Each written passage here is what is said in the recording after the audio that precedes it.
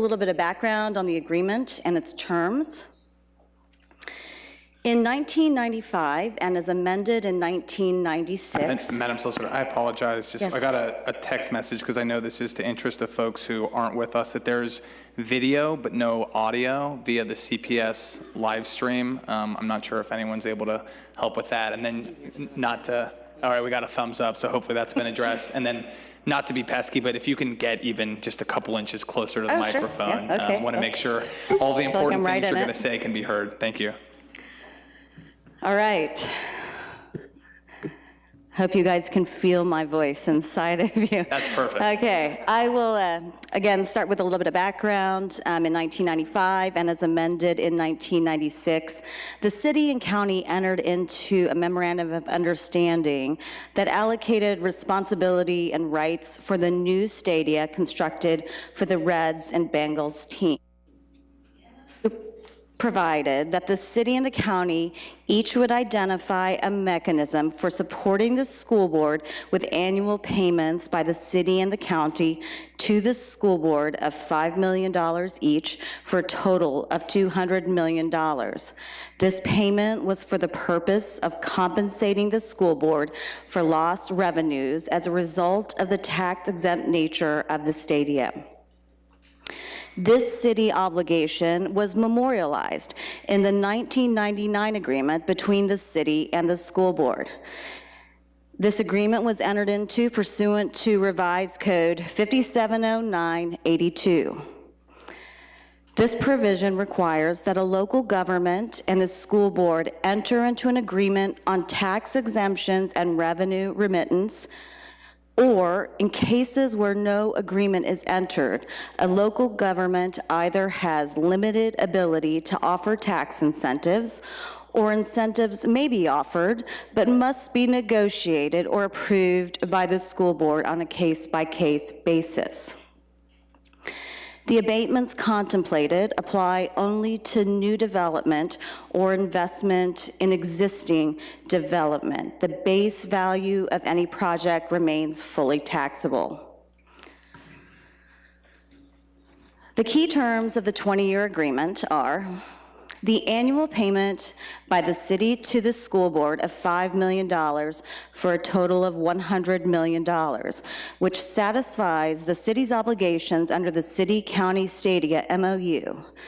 These funds are required to be used for capital improvements.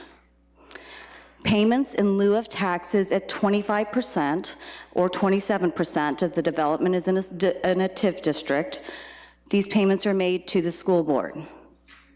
The city provides services such as community health centers, school resource officers, and a school nursing program.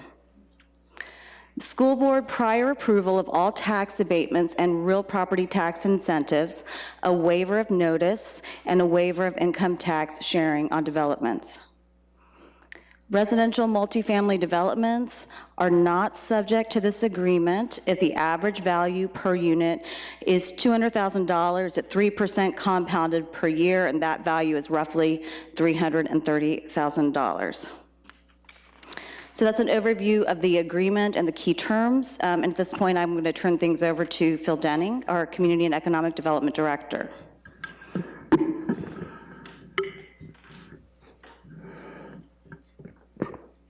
And Director, just for those of us sitting up here, especially who are not facing the screen, we have a vertical presentation and a horizontal presentation. Which one do you want us to follow along with?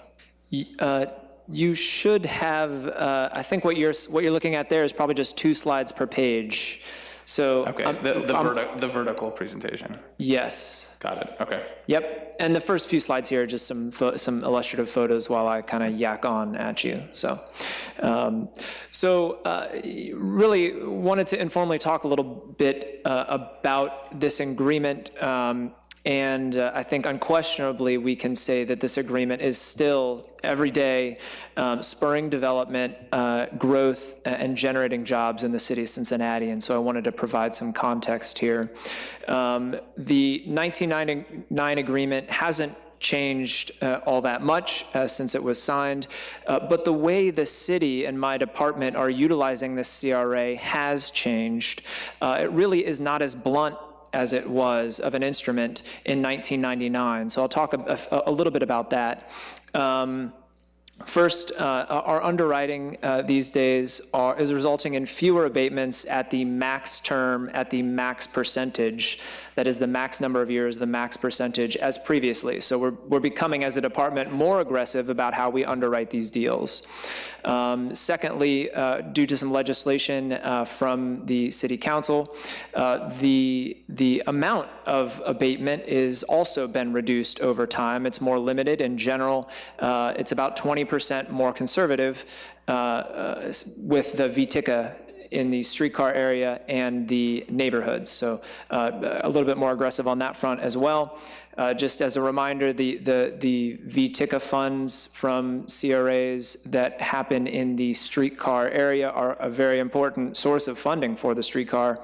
And in the neighborhoods, the scorecard that is part of the VTICA ordinance for neighborhoods is also kind of resulting in neighborhood funding and affordable housing funding. So just a little bit of context there.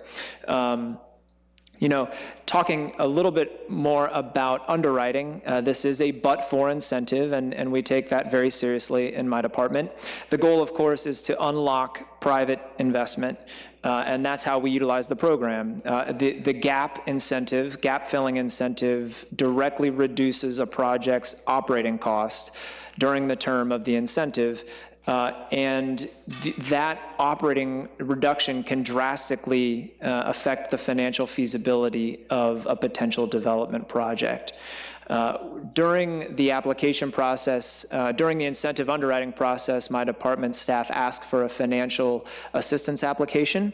That's available online, and happy to share that if that's worthwhile. But we do request a fair bit of comprehensive information from development proposals, a sources and uses document, a 10-year operating pro forma for how you project your development project is going to perform.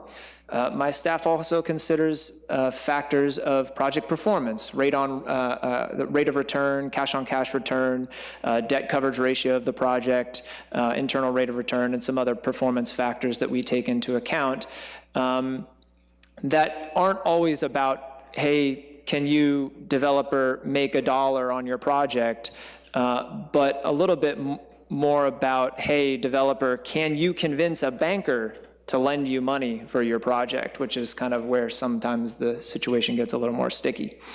And I'm just kind of flashing through some slides here of before and afters that you have on your sheet. You can kind of flip through those. Did want to take a minute to look back at where we were in 1999 when this agreement was signed.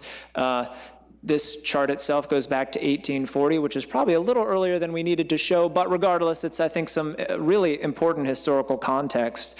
The goals of my department are twofold: population growth and employment growth. In population growth, we want to enhance quality of life, and we take that very seriously with all kinds of projects and incentives for streetscape improvement and public garages, blight reduction, small business lending, sense of place projects, neighborhood development projects in business districts to attract and retain residents.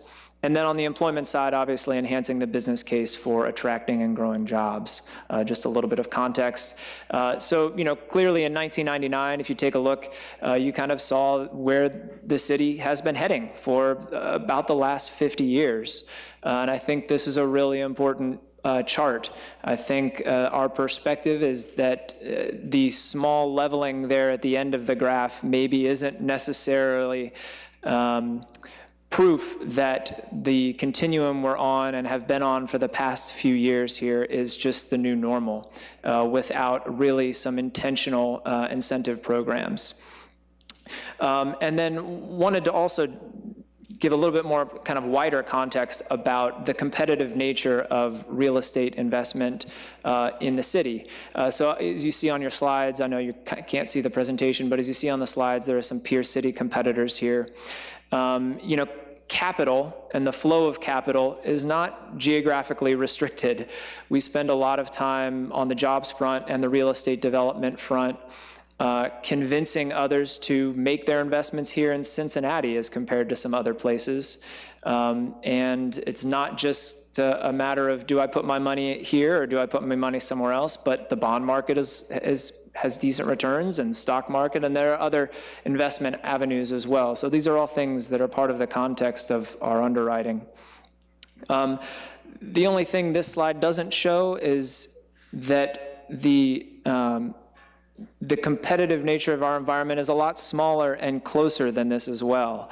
You know, we see our immediate neighbors, suburban neighbors, Blue Ash and Mason and Montgomery and Covington and even Liberty Center, they are trying to approach our best competitive advantage as a collective city, which is density, urbanism, and culture. And you see in those cities recent announcements of big development projects. And so that's something else we take into account as well, that our competitive environment is not just this big region, but it's just right there in Norwood, and it's just right there in Blue Ash. I think that's really important. A couple of examples, and you have these on your sheet as slides. The first one is Machine Flats. I think mine are out of order, but I'll go in your order. The first one is Machine Flats. If this project were not to have happened, over the past 8 years, the school district would have received about $50,000 over the last 8 years. With the pilot in place, the school district received $170,000, which is about 3 times more than if the project hadn't happened. When the abatement ends in the next couple of years, the school board will receive 3 times more than the original project for the history of the investment. So essentially, during the term of the CRA, 3 times more money was kind of received and paid, taxes paid to the school board per the 25% agreement. And once it ends, the three times will actually continue. The next one here is the Residence Inn, which is downtown. I should have said the last example was in Camp Washington, if you didn't know. The next example is Residence Inn. This project, if it didn't happen, the base value for 12 years would have been about $330,000. Since the project did move forward, the school board did receive $1.1 million, which is about 3 times what the pre-project would have received. Once the abatement rolls off in 2023, the school board can expect 6 times what the original project was receiving. So again, we can provide these numbers, but these are just kind of big multipliers I think are really indicative of the importance of the development, but also benefits to all parties. The next one here is DeSales Plaza. About $100,000 would have been received if the project hadn't happened. Instead, during the term of the abatement, the school board received about $500,000, so about 5 times the amount. And once it's over, it'll be about 6 times for for when the project is not incentivized. And then the last one here, just to put a pin in it, is East University in Corryville. About 30 grand is what would have flowed to the school board if the project hadn't happened. Instead, about 5 times that flowed to the school board during the term of the agreement. And after it ends, the school board received 10 times the original abated, value. So we can provide those numbers. I'll kind of wrap up here, but just basically, my department's goals were presented, and I think we can all agree those are worthy goals. I think the largest takeaway I'd want to leave you with is that this agreement has been a hugely impactful and effective tool for growing the city, growing CPS, and so much of the renaissance that we're experiencing can be attributed in part to these incentives. Some key items that are up there on the slide that we really see moving forward as we continue this collaborative relationship are stability and predictability. The length of the real estate diligence process is important. Somebody buys a property, goes through a year of investment in architectural drawings and environmental abatement, and they really hope, and then they apply for an incentive, and they really kind of need to know during that year's worth of time what that is going to look like, whether that project is worth investing in. And so that's I guess it. I can wrap up and pass back to Paula here, and just leave you with looking forward to working together to put something that's mutually beneficial in the same way that this has been. Great, thanks, Thank Director. And Solicitor, I know you're going to do this anyway, but maybe if you can go into a little bit more detail. I think many of us are interested in the process, so we know when the expiration date is, but are there any milestones between now and then that you think, for the purposes of having, you know, such a significant agreement together, that we need to hit along the way? And then if you can speak a little bit more to, you know, what the inputs will be around crafting this, both staff to staff and elected to elected. As you said, Council Member, the agreement does expire December 31st of 2019. There are no milestones per se that are in stone besides reaching an agreement or perhaps an amendment to the agreement before that date. It is an important time for both the city and the school board to identify key points of contact for discussions and negotiations. I do think both parties would benefit from reaching some sort of common understanding of the long and short-term impacts of real property tax incentives on both the city and the school board. The way that we have typically approached these large negotiations is that we identify an internal city team to work with the partner to negotiate a framework of an agreement. We do periodic presentations to the elected officials, and then we would ultimately present it for passage by the full council once an agreement was reached. And I'm sure, given the incredibly collaborative nature of these bodies, it wouldn't happen. But in the event that something weren't struck by December 31, 19, what then happens? Is it a default continuation or something else? Mr. Chair, the agreement will expire and the statutory terms will then be in place. And those statutory terms would allow the city to provide some incentives without school board approval, but they would be very limited in nature. And the city would always be at liberty to negotiate with the school board on a case-by-case basis on particular deals. Okay. Madam Vice President, why don't we, just one housekeeping thing, why don't we open up for questions and comments from both sides? We do have, I think, 4 or 5 folks who filled out a yellow card. We will get to you after we've had some of the deliberation. If anyone does want to make public comment, if they can see the, if they can see our clerk on the left-hand, our left-hand side of the room, and just fill out a yellow card. So open the floor up at this point. I don't know. Do board members have questions or comments? Ms. Bolton. Thank you.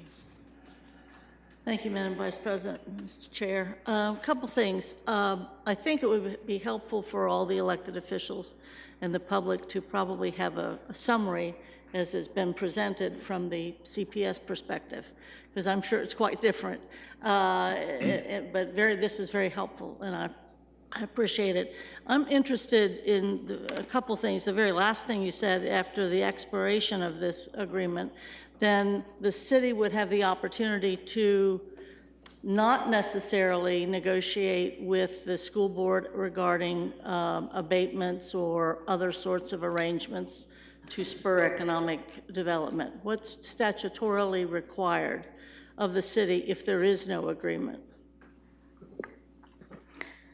Mr. Chair, to this school board member, the revised code requires that without an agreement, the city is able to offer CRA tax abatements at less than 50% for 15 years, or TIF abatements for 75% for up to 10 years. If any of those projects involve new jobs or new payroll that exceed $1 million, then there would be a 50-50 income tax sharing requirement on those developments. Board member, if you don't, will you say each of those one more time? I know a lot of people who aren't with us are paying very close attention tonight, and I think that's very important information. So if you just lay those 3 things out one more time in terms of tools in our tool shed without the collaboration of CPS. For CRA, 15-year abatements at less than 50%. For TIF, 75% abatements for up to 10 years. And in all cases, for any development in which payroll, new payroll or new jobs exceeds $1 million, there would be a 50-50 income tax sharing requirement. If I might, as a follow-up, and the role of the school district in those arrangements would be what, without an agreement? That would be without any school board agreement. Those requirements are in place. Okay. With, of course, larger abatements can be negotiated if the school board approves. And one more question, if I could. I know when this was begun, we mentioned 95 and then the agreement in 99. And there were parts of it too that dealt with, I think, school nurses, as you mentioned, and crossing guards or resource office, whatever, was also kind of part of it.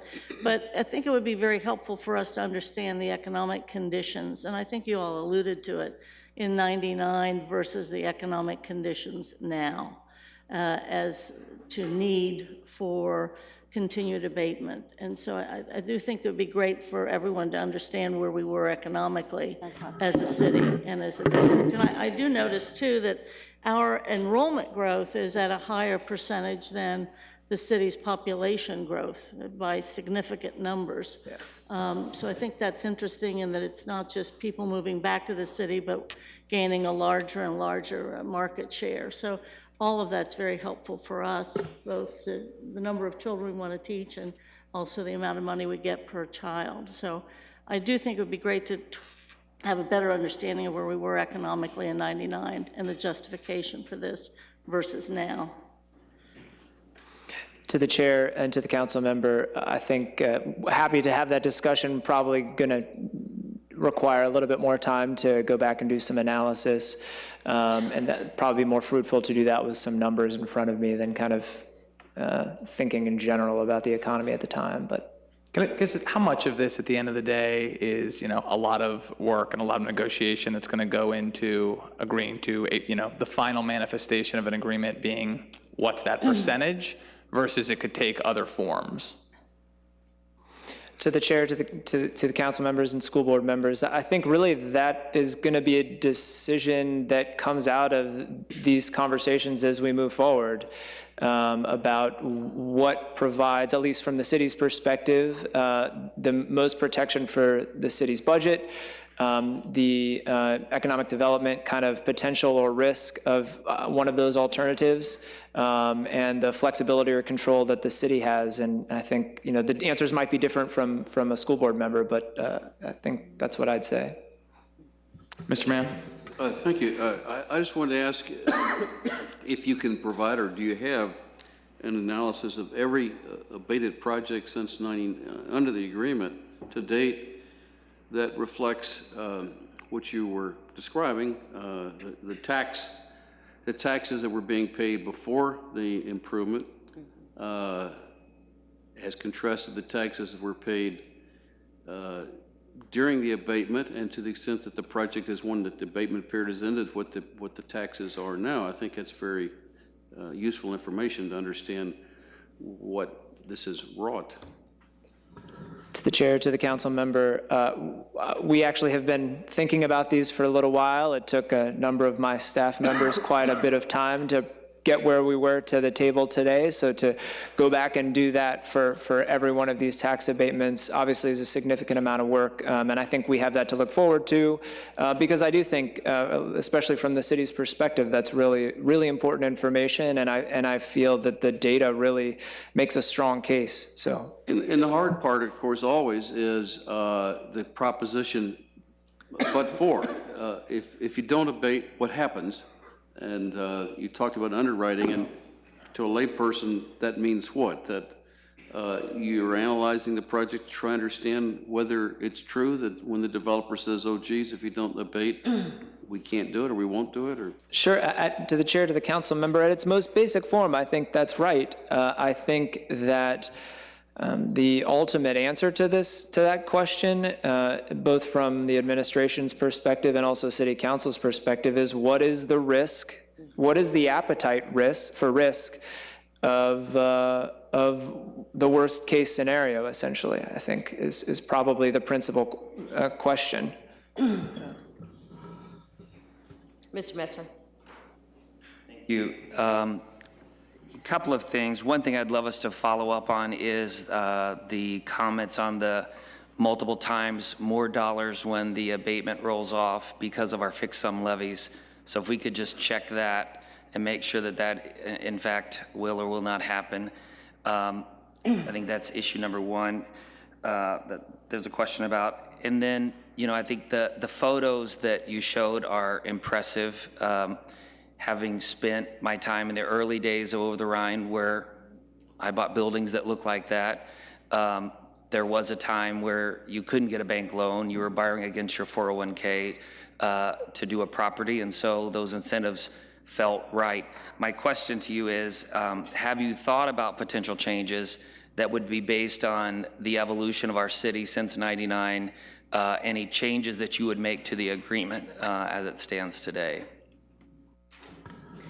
To the chair, to the school board member, I can't really talk about any potential changes. Honestly, I haven't gotten quite that far into it.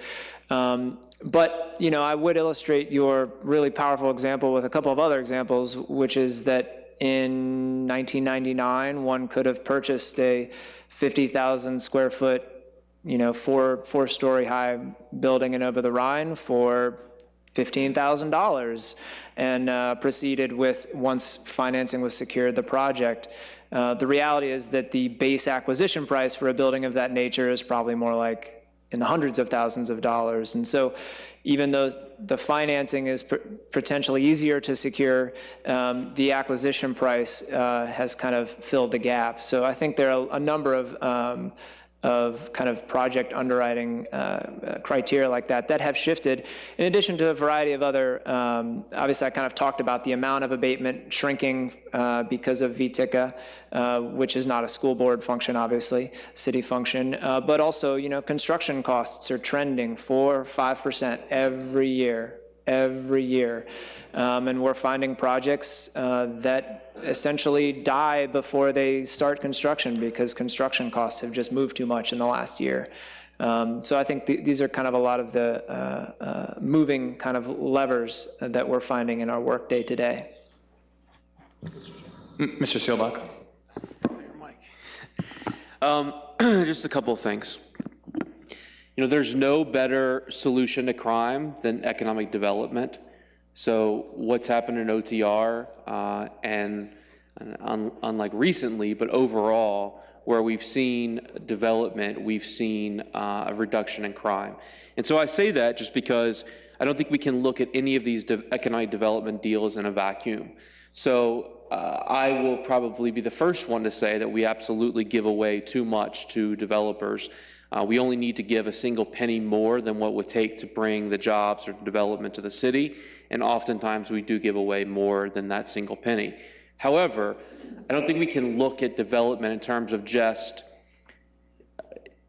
because we gave away property taxes, we gave job creation tax income credits, that we were just giving up something, because we gained a building that was falling down, that was underdeveloped, that sidewalks were crumbling, that no one lived in, that there weren't jobs in, and all of those are intangible gains, but they're gains that benefit both the city and the school board and the school district.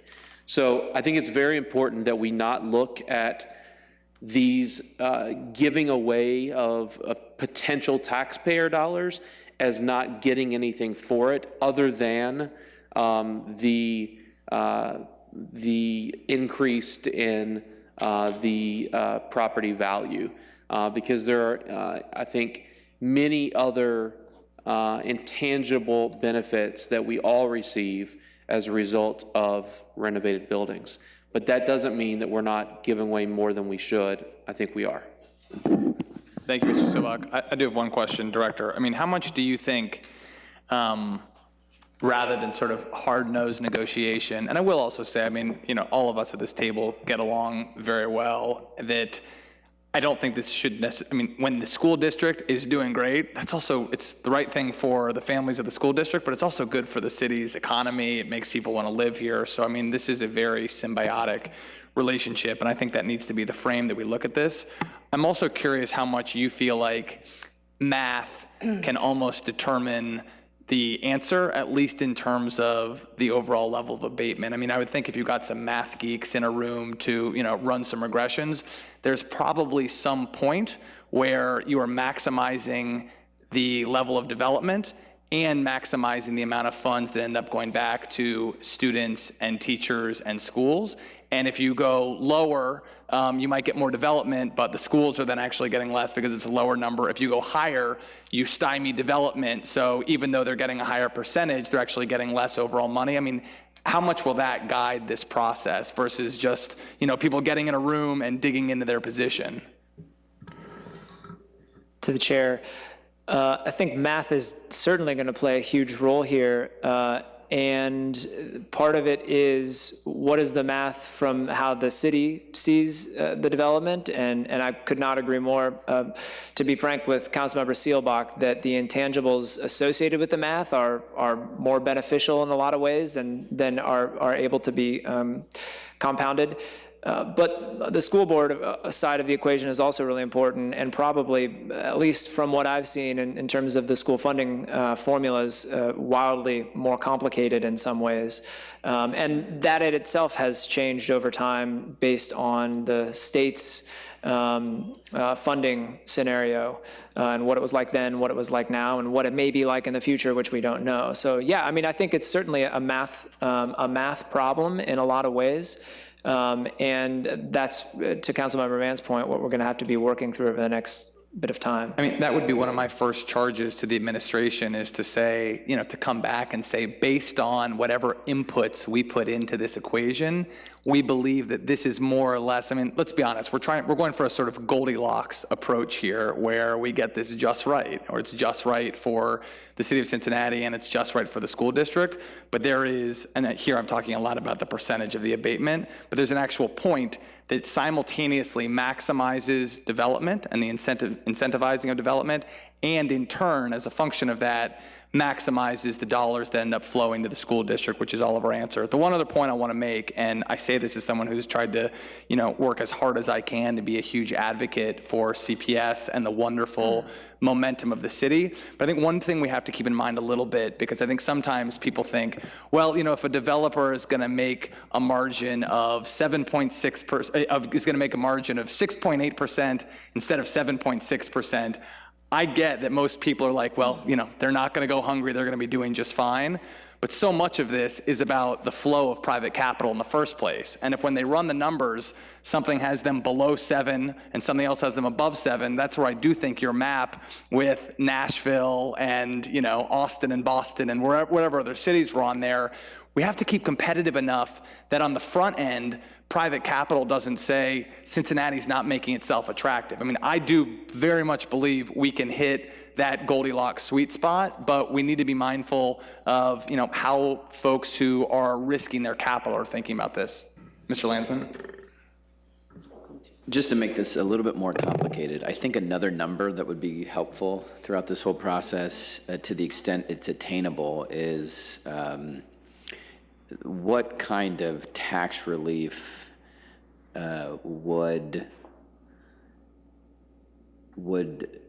homeowners experience with changes to our abatement policy? I mean, to Mr. Messer's point, because of state law, the amount of money that the district can get is capped by the various levies.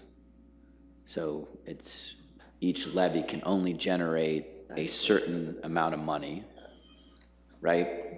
And we've done something similar to ourselves, where we've capped what just because this has been an ongoing fight of Mr. Mann's, we've capped ourselves in terms of what we can get in terms of property revenue, property tax revenue every year. So my point is, if it changes and Same way we do. we no longer, right, because every time we provide an abatement, which what has to be generated in terms of the money to the city and what has to be generated in terms of the school district and the levies and so on and so forth, that gets put on all of the other homeowners, all of the other property owners. And so I think, and this is complicated, I just, to the extent it's possible, I think it's helpful for the community to understand if there is an adjustment,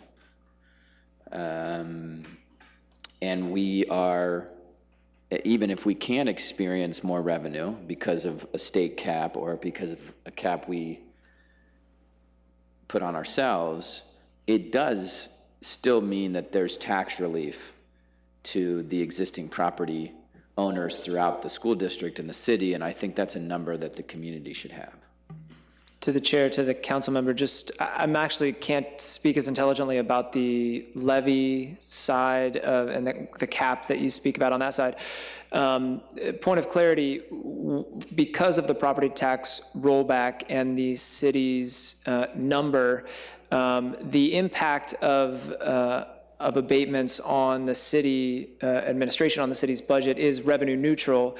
And I guess I would challenge a little bit that the abatement puts that tax on other homeowners, because the way that has actually worked is as property values rise, as the auditor reassesses properties and property values rise, the city's share of the tax on the homeowner actually falls as council back adjusts the millage down. So actually the city's contribution to that amount has actually lessened for the homeowner as the millage goes down.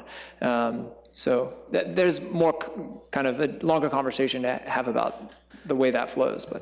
But from a city standpoint, we have to generate, what's the number? $29 million a year. If you add up all the levies, it's what? $165 million on our 3 fixed sum levies. So $165 million. And then the other levies have to generate a certain amount of money. And we do that by taxing property owners. Every time we give an abatement, and I appreciate the relevancy and the necessity of these abatements, certainly many of these abatements. I do think it's time to look at it, and to the extent we can do what Mr. Sittenfeld said in terms of really understanding where that, ideal but-for number is, we should do that. But if these levies and the city and the county have to generate this amount of money every year, and we're abating, these certain property owners, that means that everyone else pays a little bit more. And meaning that if you were to pull back on some of the abatements, that could mean real property tax relief for property owners. And to the extent we can calculate that, I think that's helpful. Good. Chair. Ms. Bolton. Thank you. I appreciated your reference regarding funding being different, regarding 1999 and now, just the amounts of money that we get from the state, and all that has changed significantly. And while I do want to make sure that part of the figuring of the previous years, you figure in the $1.2 billion that taxpayers paid for the facilities master plan. And I think 78% of that was local funding. So that's all part of this economic development as well. And in that, this old history teacher and me, the social studies teacher, it is not just a matter of numbers, but it's also a matter of geography for us, from a standpoint that we want the city to thrive, but we have obligations even beyond the city.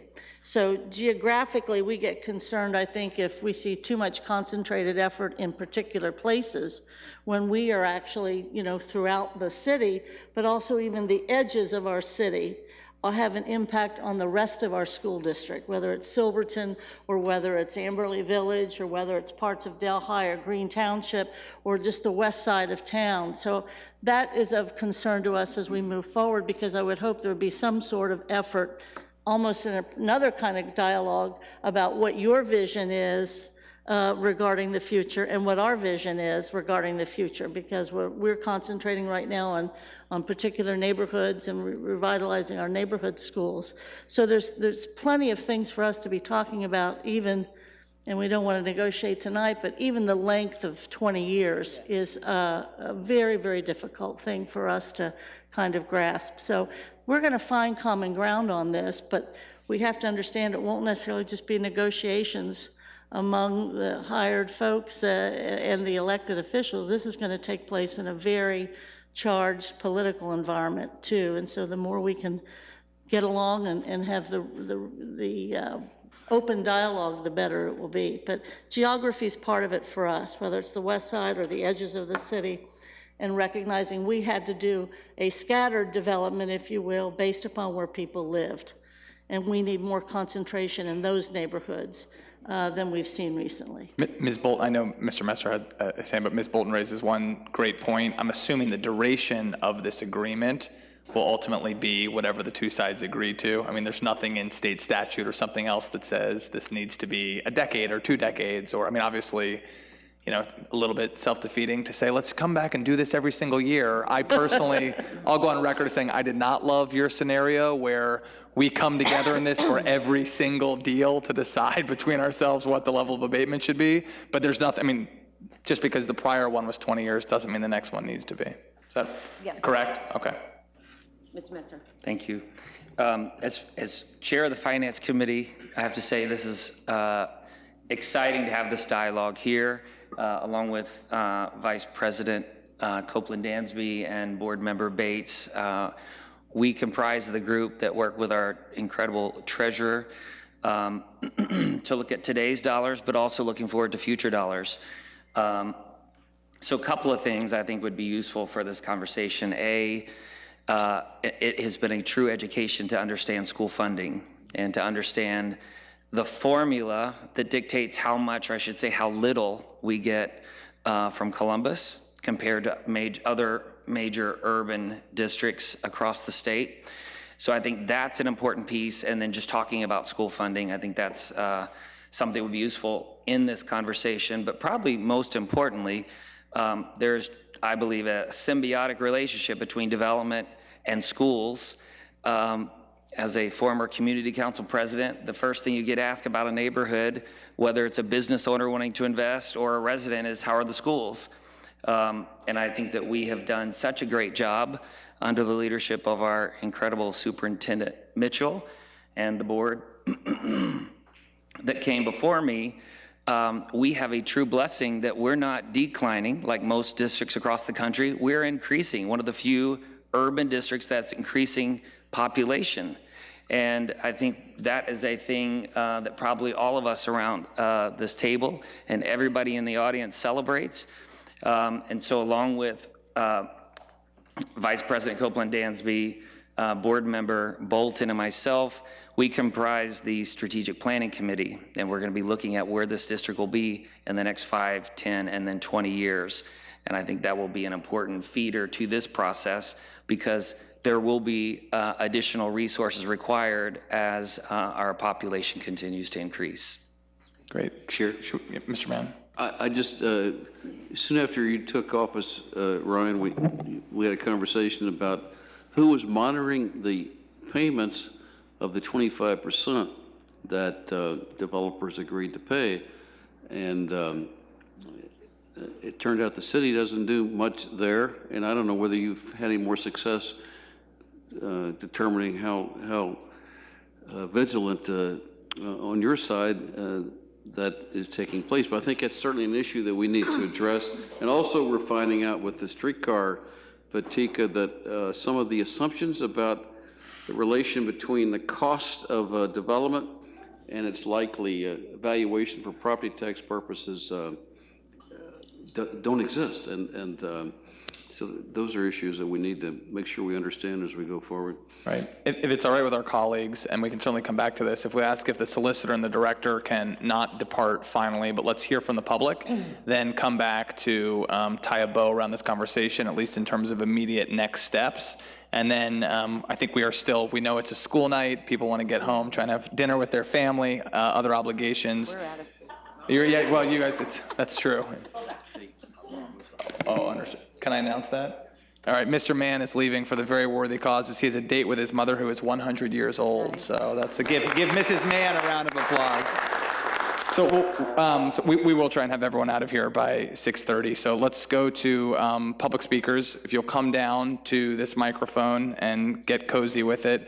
First speaker will be Barbara Bolin, followed by Craig Rosen, followed by Nick. And I apologize not being able to read your last name. So Barbara, the floor is yours, and I hope this doesn't seem draconian to anybody, but out of being respectful to everyone, we'll do 2 minutes a person. And do we have a buzzer? Okay. Good evening. My name is Barbara Boylan. I'm a resident of Northside, former parent. No, I'm still a parent of a Cincinnati public school student.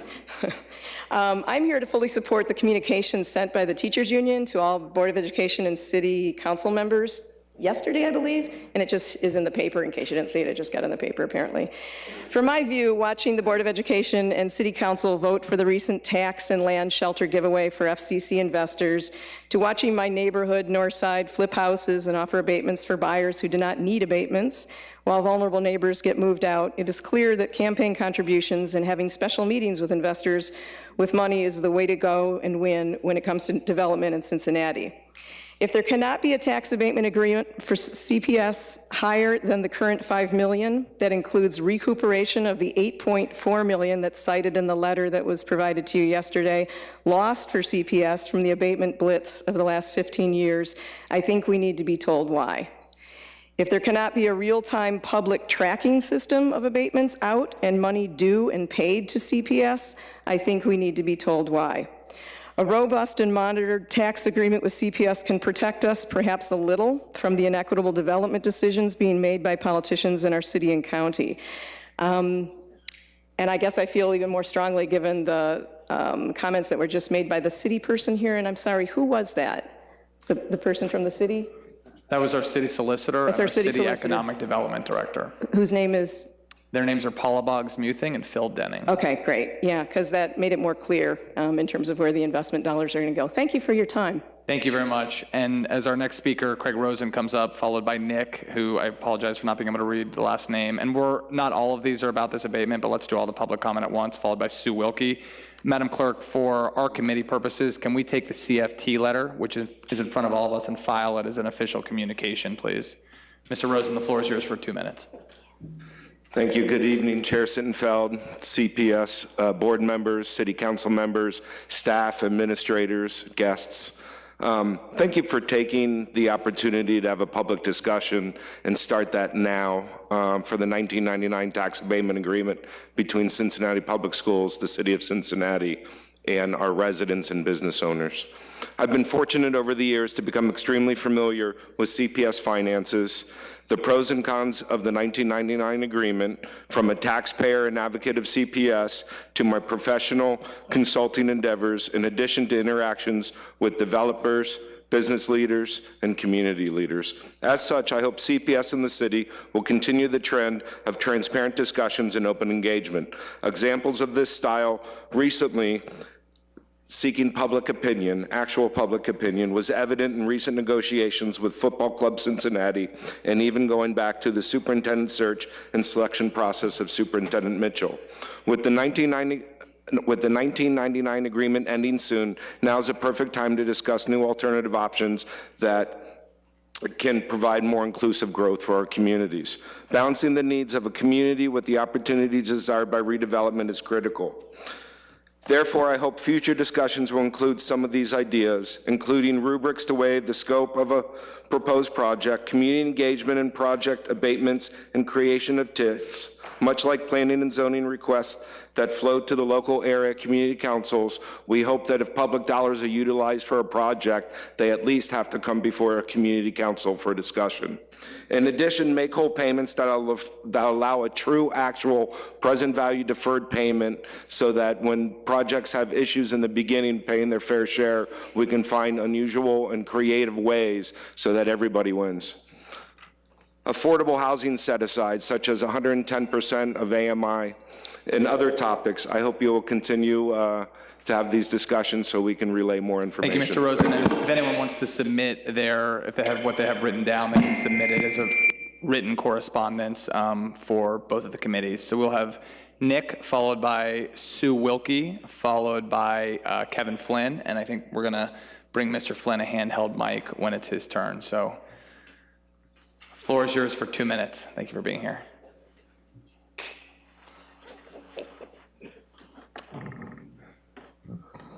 Ladies and gentlemen, I didn't write anything down. And the topic that I want to talk about, you guys ain't even talking about it. But I just want you to see my face. The Indigenous Project is coming up, and some of the very men and women are in here were the very ones that passed it last time. The foundation of America, we're going to find out who they really were.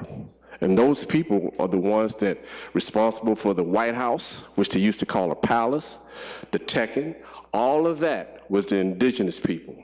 And this city, Cincinnati, is going to be one of the major cities that's going to pass this. And then we're going to find out why Cincinnati is called the Queen City. Most of us in here don't even know why it's called the Queen City. It was indigenous people that called it that.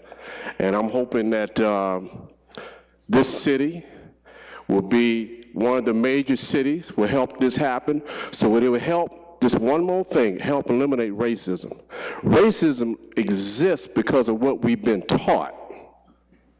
Believe it or not, before Columbus, racism didn't exist. They didn't. It didn't. The white race, well, I don't want to call it a race, they knew they came from a black race. Now, I know that's hard for some people to fathom, but that's just the way I am. I'm just telling you the truth. That's the reason why they was willing to fight the South. It didn't exist. And I'm tired of talking about race. I really am. I'm sick and tired of it.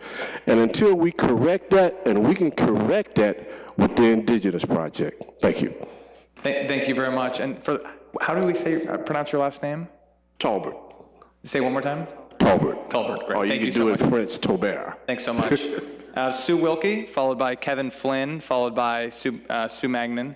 And while Sue's making her way to the microphone, I know we already acknowledged former board member Vanessa White. Also politicians love acknowledging other politicians. It's this weird tick we have. Want to acknowledge former Senate Minority Leader Eric Kearney's with us tonight, and former Congressman Steve Driehaus also here tonight. Thank you guys for being here. Ms. Wilkie, the floor is yours for 2 minutes. Good evening. I echo the comments of Ms. Boylan and Mr. Rosen, but I'm here to comment tonight on pedestrian safety. You'd have to be in a coma for the last couple of years to not know that pedestrian safety has been a major issue in the community of Northside. And while I'd like to thank Council members Seelbach and Sittenfeld and Mann for their efforts to help us in our community, I think that it's focused primarily on the business district, and what's been overlooked is the schools. And I'm here tonight as a member of the Parker Woods LSDMC. We have tried over the last couple of years, parents, PTO, school administration, to get a crossing guard at Pullen and Hamilton. A study was done, and we were told that there weren't enough walkers. The reason there are not enough walkers is parents are afraid for their children to walk there. One father told me that he goes to work every morning before his son walks to school and waits to see if he gets a phone call that maybe his son has been hit. This should not continue. The school, as you know, sits off of Beach Hill and Langland, so it's not on a direct thoroughfare, but it does involve children using Pullen, Langland, and they're very busy intersections. We need a crossing guard, and we also need the crosswalks to be repainted, and we need slow signs. And I don't know why in 4 years it has taken so long to do this. We do appreciate what's been done in front of McKee. with the flashing yellow light, which does help the children going to Chase. But we're going to have an accident, and somebody's going to get hurt trying to get to Parker Woods. And while I appreciate all the efforts around the community itself, some of the forgotten areas of the community involve areas where children need to cross and need to be safe. Thank you. Great, thank you very much, Ms. Wilkie. And we're actually going to speak to briefly a pedestrian safety coordination matter because it's something both of these bodies care about a lot. I did not acknowledge him as a former elected official because he's actually our next speaker. So we'll hear next from former council member, our colleague Kevin Flynn, followed by Sue Magnin, followed by Marlene Brookfield.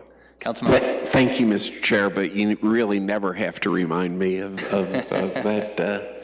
I want to thank you all for being together here tonight because I think it is important. I started talking about the end of this agreement and the need to renegotiate it while I was still on council with this is very important both for the school district and for the city because we are competing with other developers.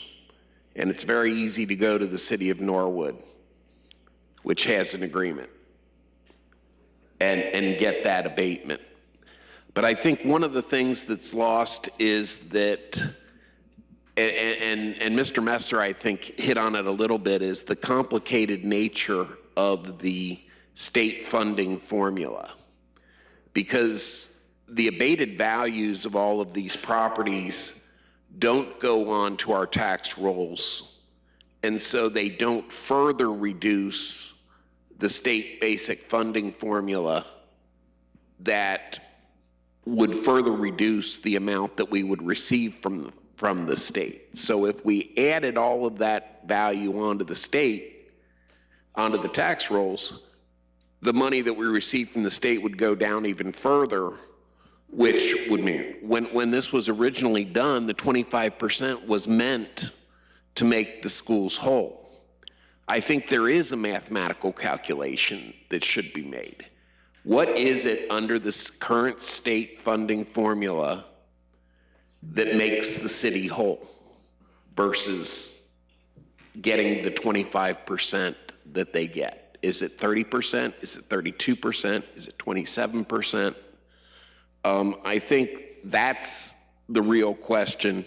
And then relative to Mr. Mann's point, and Mr. Young was on this before I was ever on it, the TIRC, the Tax Incentive Review Council, and there's a representative of the school board on that as well, has all of the agreements and all of the active agreements. So if you go back a few years, you should be able to capture whether they're performing and whether they're not performing. Thank you very much, Councilmember Flynn, and my apologies. I grew up with a proud CPS graduate named Nick Magnin, so sometimes that name is on my brain, and this is actually Sue Mangan, so my apologies for getting your name wrong. So we'll hear from Sue Magnin, followed by Marlena Brookfield, followed by Eleanor Fusco. So the floor is yours for 2 minutes. Okay, thank you. Thank you for opening this discussion. I hope to see you often in the next year, because this, I think, is really important. It's important because the presentation and our approach in the past has been just give developers everything they want. And maybe there was a reason for that 20 years ago. And we are not complaining about what has been positive about the development.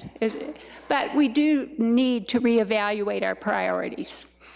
And studies have shown over and over again that infrastructure, transportation, and an educated workforce are much more important in development than giving away tax abatements. And we are, in our opportunity now to review the past, we have to look at the fact that we have such a high poverty rate. It's embarrassing to say that we're a successful city when our poverty rate is one of the worst in the country. 40%, I think it is. And if our development of the past 20 years has been so successful, why do we have such a high poverty rate? There's a disconnect there. Wealthy people are doing well, quite well. Hyde Park is getting I have a tax abatement on my Hyde Park house that I got 12 years ago when I put on an extension. I didn't need that. I don't. But my architect said, if you fill out these papers, you can get a tax abatement. So I did it. Why are people getting tax abatements that don't need them? Hyde Park is getting tons of tax abatements, Oakley. When we have such a need for infrastructure, transportation, and our educated workforce is certainly not benefiting from what's happened in the last 20 years. Thank you very much for your comments, Ms. Mangan. Our final three speakers will be Marlena Brookfield, followed by Eleanor Fusco, followed by Michelle Dillingham. So, Ms. Brookfield, the floor is yours for 2 minutes. Thank you for being with us tonight. Good evening, Board, Council, Marlena Brookfield, CPS grad, and parent. We are not the Cincinnati of 20 years ago, and I would argue that slide with the population loss, a lot of that is due to white flight to the suburbs, in part so families could put their kids in good schools and live in good neighborhoods. What they really mean is schools with a decidedly less diverse population. Public education in general is experiencing a funding crisis. And we've all been hearing about fair funding, especially in the wake of the FCC decision. So what's fair about continuing to pass out abatements like Halloween candy? They have their necessity in certain cases, I will grant that. But what we have here is out of control. And from what I've learned in coming to board committee meetings, where the city is concerned, the left hand doesn't know what the right hand is doing. Our district, we do great things. Our kids do great things. The opportunities that our district offers compared to what was available even when I graduated 15 years ago, it's amazing. It's incredible what we have to offer. And in addition to getting investment in the city, we need to make sure we're investing in our schools and our children, not continually putting the onus on the taxpayers. We need to invest in growing our talent pool here at home so they don't leave for the Pittsburghs, the Nashvilles, the Clevelands. They are the Cincinnati of 20 years from now. Thank you very much, Ms. Brookfield. Ms. Fusco, followed by Ms. Dillingham. Thanks for being here. Speak close to the mic, and the floor is yours for 2 minutes. Hi, City Council members, CPS board. I was just wondering, now that you are developing the new agreement, if you can keep in mind also preservations, like if just not new building, to try to consider to give incentive to people that preserved versus just new building, making the formula attractive for preservations, whether it's with percentage or whether with length, and also to make it incentivized, again, whether giving a higher percentage or more years of tax abatement for projects that include affordable housing, some unit for affordable housing, and that also in the top 3 neighborhoods in Cincinnati, there shouldn't be tax abatement. Not that in Hyde Park we are having what, if I recall correctly, like 50% of the residential tax abatement. That seems too much. Seems to me that there should be incentivized in length and percentage in really struggling neighborhood. Thank you so much. Thank you very much, Ms. Fusco. Our final speaker would be Michelle Dillingham.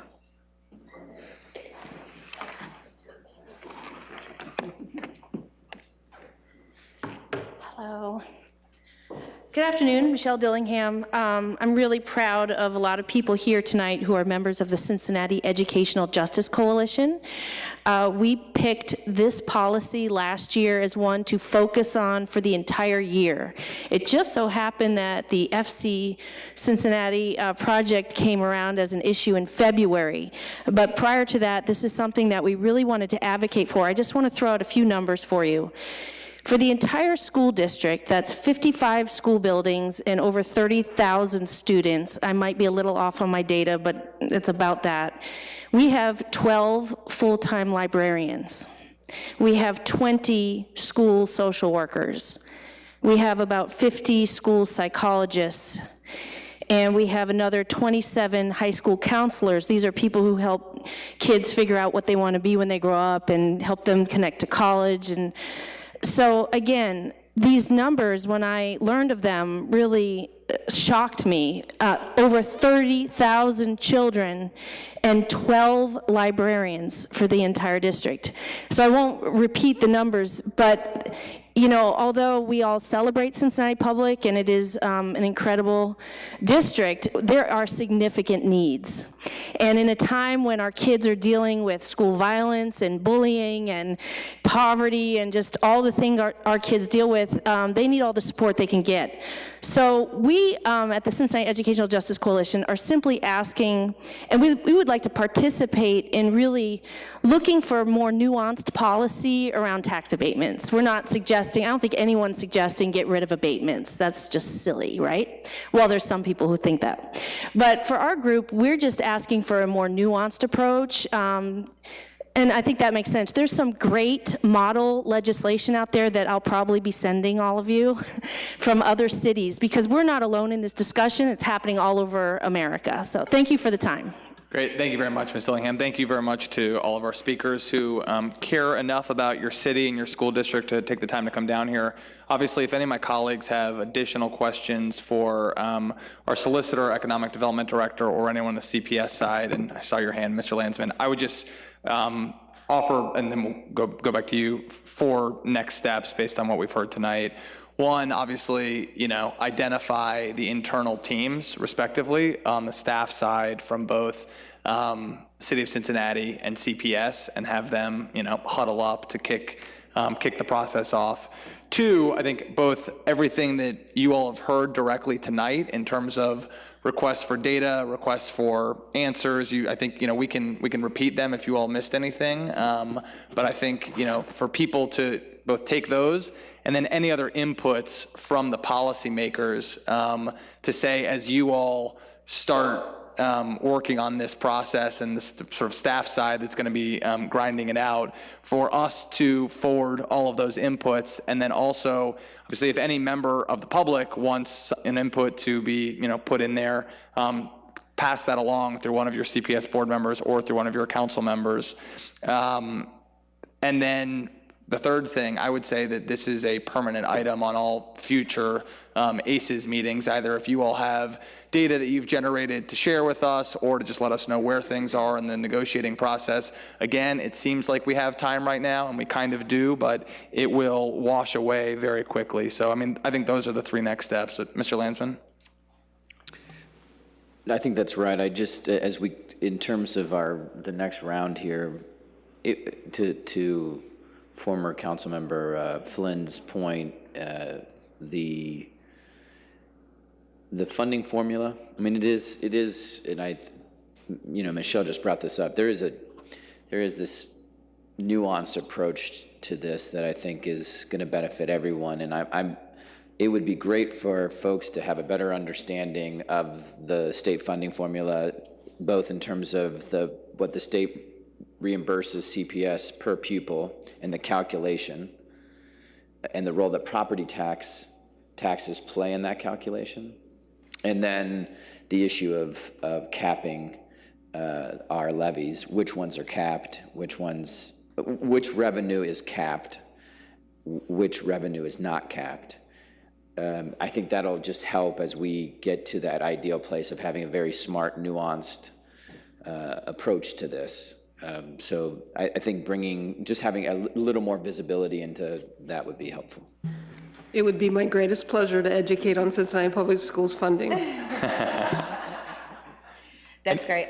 If it's okay with you, Chair, I want to call on Mr. Morosky, and then I have a couple comments that perhaps can close us out.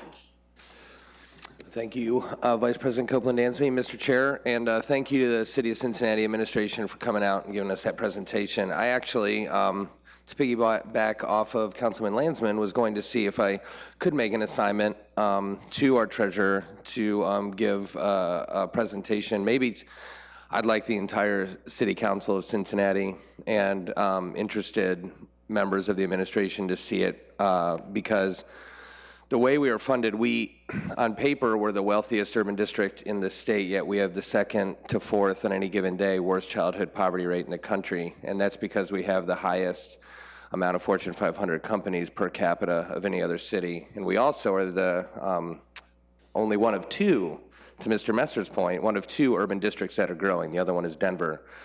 And we have a strategic plan going on, and we have a new council and new school board. And I think it's an awesome opportunity to revisit this. And just a few things I wanted to highlight before I'll give it back to Vice President Copeland-Dansby.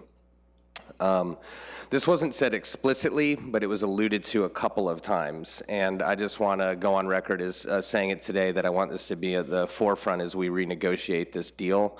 The city crossing guards and the city nurses that we've been paying for the past 10 years or so, I would like to, I know we don't have any legal recourse to demand that the city continue to pay their employees that work in our schools, but I think that needs to be at the forefront of the conversation.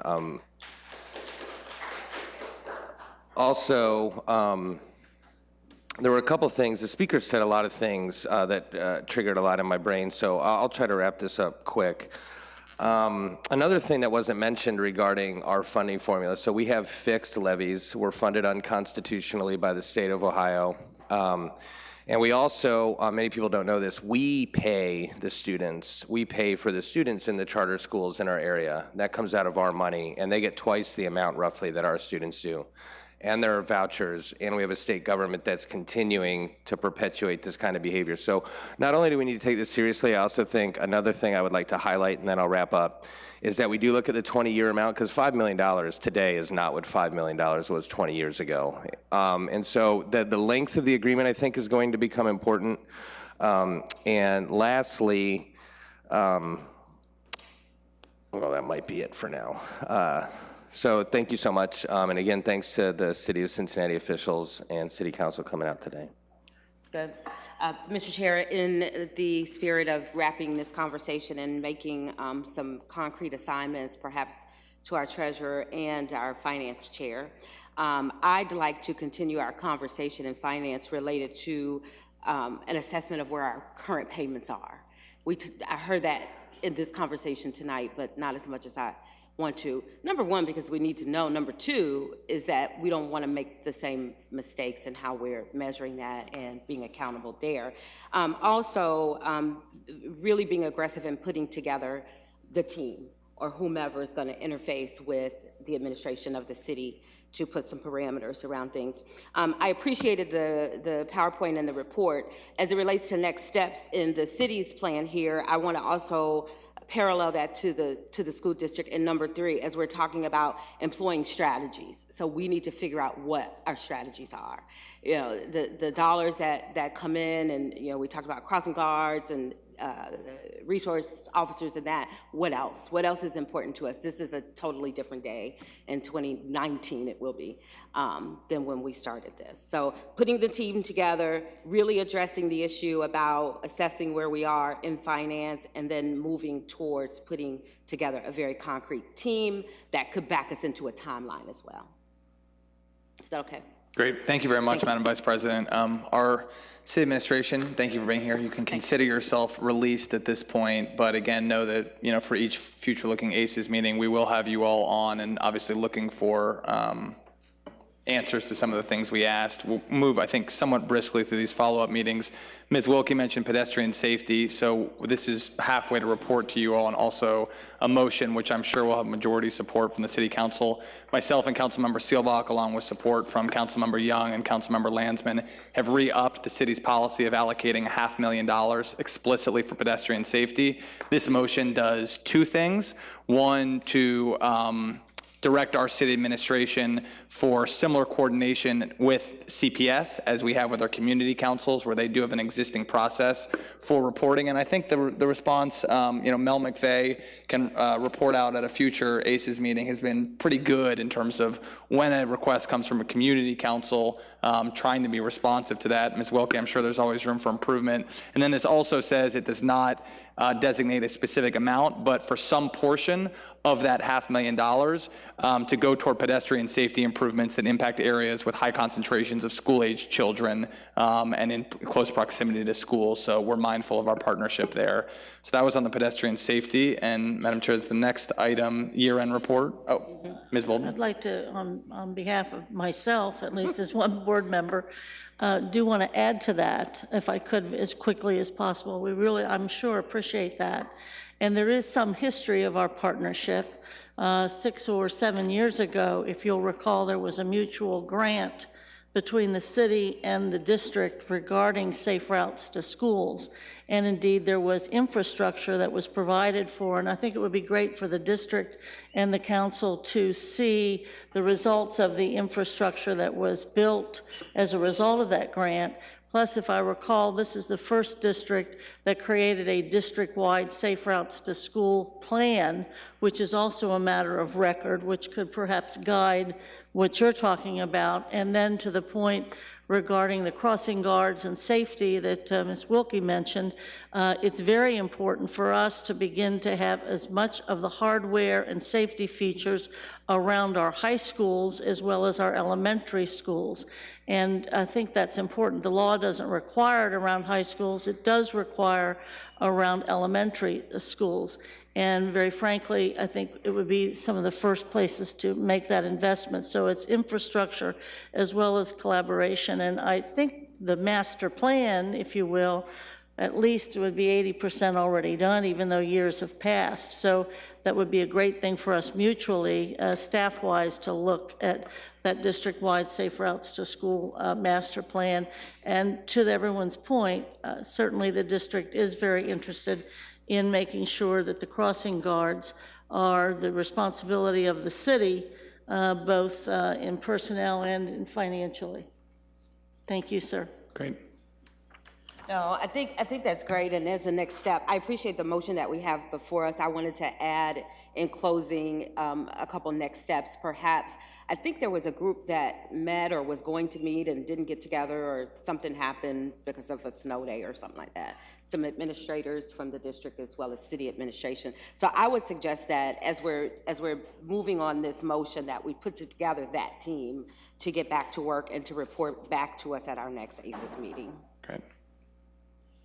CPS year-end report.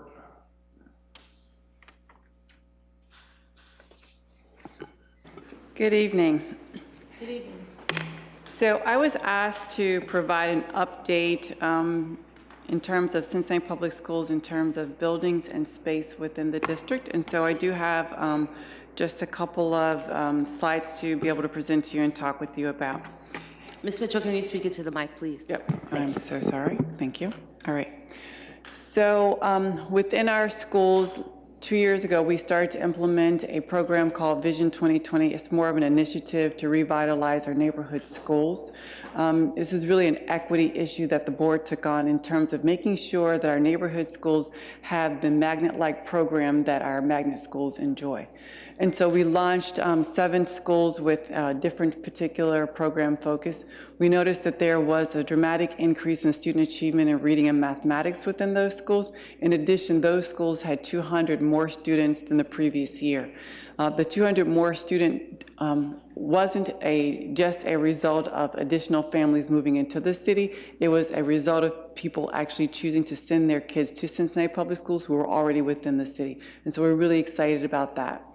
We then decided to launch an additional 9 schools this school year, and we will be additionally launching another 6 next school year. So we'll continue to build out the Vision 2020 schools into all of our neighborhood schools will have a magnet-like focus like our magnet programs.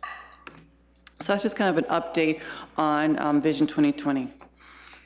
When we think about buildings and capacity, last year, as a result of our enrollment growth, we actually had to open 3 new buildings. So last year, we opened LEAP School, which is in North Fairmount. We started that with a pre-K through 3rd grade program, and we'll be expanding it to 4th grade next year.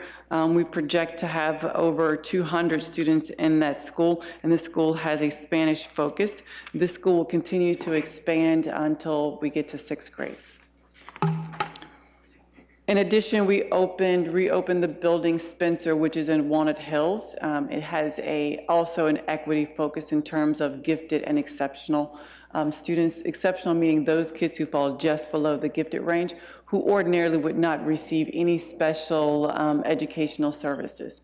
We opened that school with 3rd through 8th grade. Next school year, it will be expanding to include 9th grade.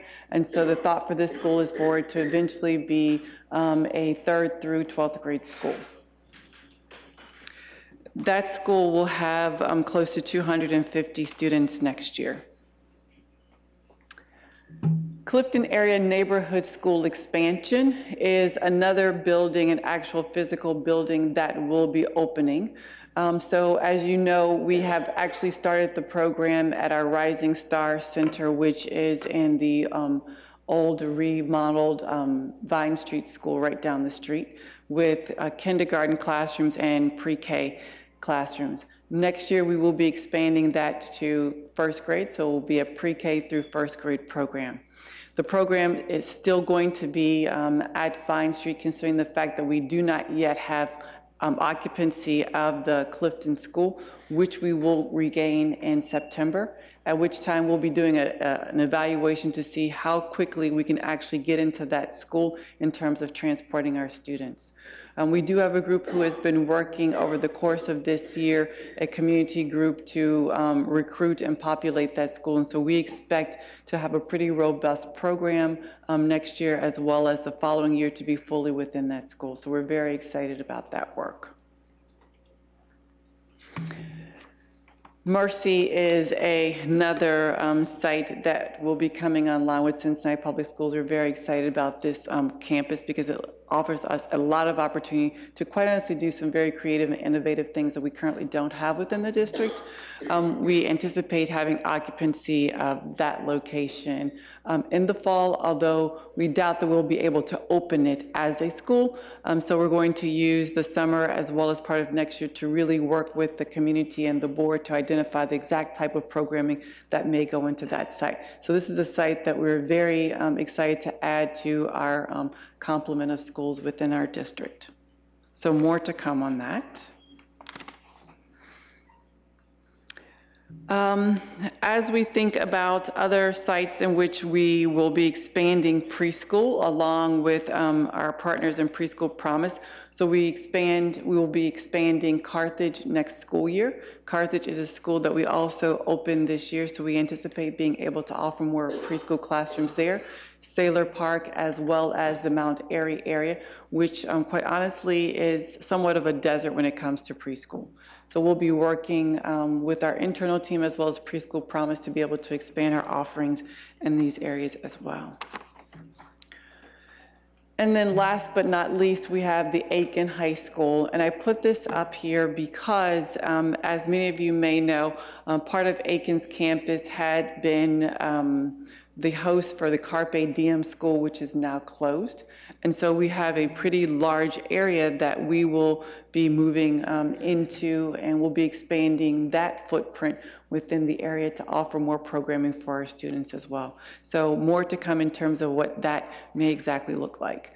So I think it's really clear and positive to say that families are choosing Cincinnati Public Schools, and so we are continuing to build out our footprint, offer our families lots of different offerings. In addition, we will be considering with the board another site to reopen as a program site for a school, and that is the Jacobs Center. And so over the next several years, we have a lot of building and expanding to do as, again, families return to the school district. So we're very excited about this opportunity to expand our offerings and to offer many diverse options for our families. And that's an update. Madam Vice President? Oh, very, very nice. I think what you've captured continues to put a smile on my face. And Ms. Bolton wanted to say swoop. I did want to say swoop. You did hear her say that. So, no, we're very excited and very proud of what we're doing. Yeah, Superintendent, it's a great trajectory. Congratulations to all the board members on overseeing a somewhat rarity in urban districts, which is growth and progress, which is awesome. Our economic development director is still here, and I will make him blush for a few seconds. In my 7 years at City Hall, he is the most responsive, most effective economic development director we've had. And I only mention that to say, I hope you all will, as you continue to grow and as the city can be a partner on, very basic real estate stuff, not that we have infinite massive parcels or that our partners always have accommodating parcels, but Director Denning is only ever a phone call away, and I know how eager he is to help you all continue to grow if the city can ever be useful in real estate matters. So thank you, Superintendent. Thank you. Resolution, Madam Vice President? Yeah, Mr. Morosky, is there something you wanted to mention on this CPS Safe Schools resolution? Well, I just figured since we had everybody here, but I think it's been taken care of, actually. I was communicating with Councilman Landsman's office today, so I don't have any follow-up, except for if anybody's watching from the other governing municipalities that touch our district, we appreciate your support for our resolution to reduce gun violence and promote safe schools. So I'm good, and thank you again to your office, Councilman Landsman, for supporting us and jumping out there. Certainly so, and I did see that correspondence, and so thank you very much. Great. And one other example of positive partnership, just to deliver some good news from our end back to you all, and that is tomorrow. Is tomorrow Wednesday? Tomorrow's Wednesday. We will officially pass the legislation making changes to the city zoning code to accommodate community learning centers. Obviously, you all have been amazing champions of the notion, Ms. Bolton, of schools as more than just schools, the school as campus. And our grandfather's zoning code might have accommodated our grandfather's schools, but this is no longer just one building and one parcel. So as we came up against incredible opportunities, which often receive funding from philanthropic resources, things like the new health center at Academy of World Languages, additions in the neighborhood but in Lower Price Hill for Euler School, but that are still part of it. Our zoning code sometimes put hurdles that were unnecessary. So I especially want to thank my chief of staff, Alita Kamine, who really engaged the process beautifully. And as of tomorrow, it should officially be a change in law to make sure that our zoning code specifically accommodates the wonderful work of CPS Community Learning Center. So thank you all for that. Thank you. You always got to have a good hype man or hype woman in the audience to, get your applause lines. And I think that's Craig Rosen tonight, but I know he's got good backup. Madam Chair, we've mostly sorted this out offline. I don't know if there are specific things you all want to call out now for future topics. We've certainly got one, which will be a permanent topic for probably the next year or so. I think we did want to propose the evening of October 9th. For the next ACES meeting. I know it's a little bit into the future, but throw that out. And again, a lot of this we can probably settle offline, but I didn't know if anyone wanted to call out topics or dates.